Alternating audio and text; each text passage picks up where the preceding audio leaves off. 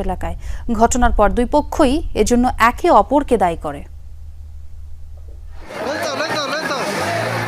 পাল্টাপাল্টি কর্মসূচিকে ঘিরে লাঠিসোঁটা হাতে দুপক্ষের ধাওয়া পাল্টা ধাওয়া। শান্ত পরিবেশ মুহূর্তেই পাল্টে যায় উত্তেজনায়, আতঙ্ক ছড়ায় চারিদিকে।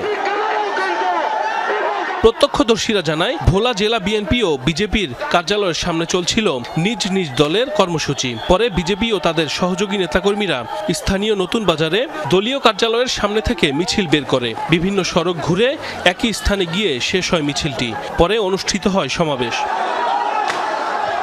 অন্যদিকে শহরের মহাজনপট্টিতে জেলা কার্যালয়ের সামনে সমাবেশ করে বিএনপির নেতাকর্মীরা। মিছিল নিয়ে নতুন বাজারের পৌর ভবনের সামনে পৌঁছালে উভয় পক্ষের মধ্যে প্রথমে ইটপাটকেল নিক্ষেপ এবং পরবর্তীতে ধাওয়া পাল্টা ধাওয়া হয়। আহত হয় দুই পক্ষের অর্ধশতাধিক নেতাকর্মী। খবর পেয়ে ঘটনাস্থলে গিয়ে পরিস্থিতি নিয়ন্ত্রণে নেয় পুলিশ। আহতদের উদ্ধার করে পাঠানো হয় হাসপাতালে।